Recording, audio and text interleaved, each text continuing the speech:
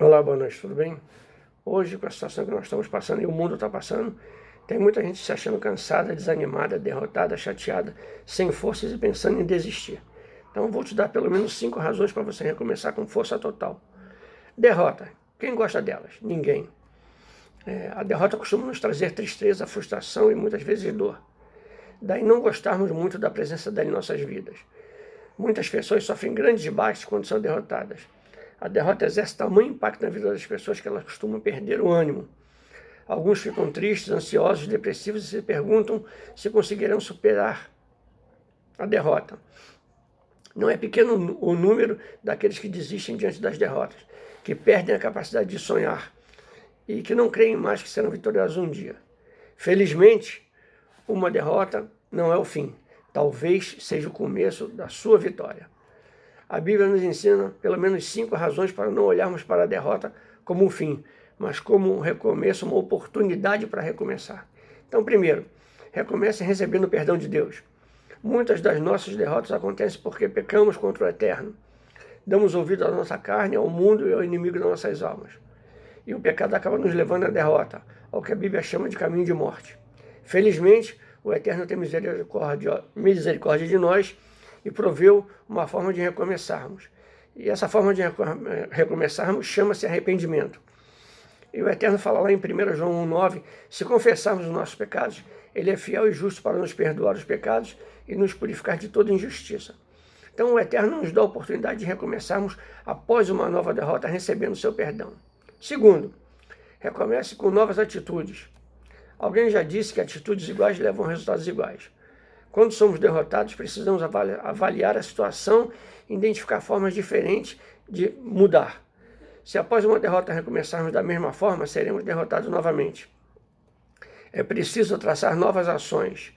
A Bíblia diz que revistais do novo homem, segundo o Eterno, em justiça e retidão procedentes da verdade.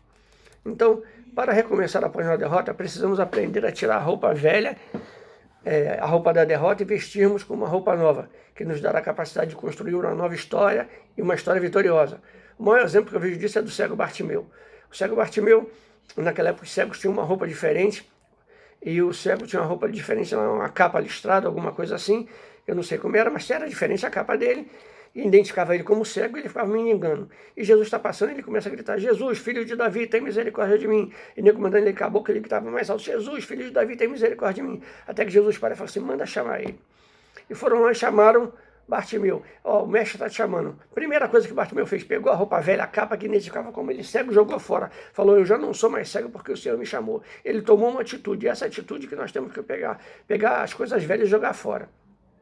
Então, para que tenha efeito, essa nova roupa precisa ser pautada em justiça, retidão, como nos ensina a palavra. Terceiro, recomece com positividade.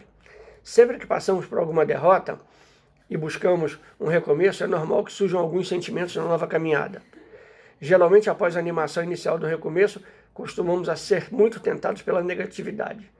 E essa negatividade nos faz ver coisas em preto e branco, trazendo à nossa mente o fantasma das derrotas anteriores. Muitas das vezes nos leva a uma nova derrota, pois ficamos travados por uma atitude negativa. Então, por isso precisamos recomeçar positivamente tendo fé. Lá em Hebreus 11:1 diz assim, ora, a fé é a certeza das coisas que se esperam e a convicção das coisas que não se veem. Então, negatividade gera incerteza. Fé gera certeza. Mesmo que nada esteja sendo visto, tenha fé. O quarto, recomece com planejamento. Muitas das nossas derrotas acontecem porque não planejamos as coisas. Planejamentos nos ajudam a pensar com antecedência em questões importantes e antecipar possíveis soluções para aqueles problemas que possam vir a surgir. A queda de um prédio pode ser impedida se os engenheiros projetarem com cuidado cada estrutura a fim de darem sustentação a ele. Jesus ensinou isso. Pois qual de vós, pretendendo construir uma torre, não se assenta primeiro para calcular a despesa e ver se tem meio de concluí-la? Está lá em Lucas 14:28. Então, recomeçar com um bom planejamento vai evitar que passemos vergonha diante de uma nova derrota. E o quinto passo, recomece sendo mais resiliente. Resiliência é uma palavra da física que significa a capacidade de alguns materiais de retornarem ao seu estado original após sofrerem alguma pressão.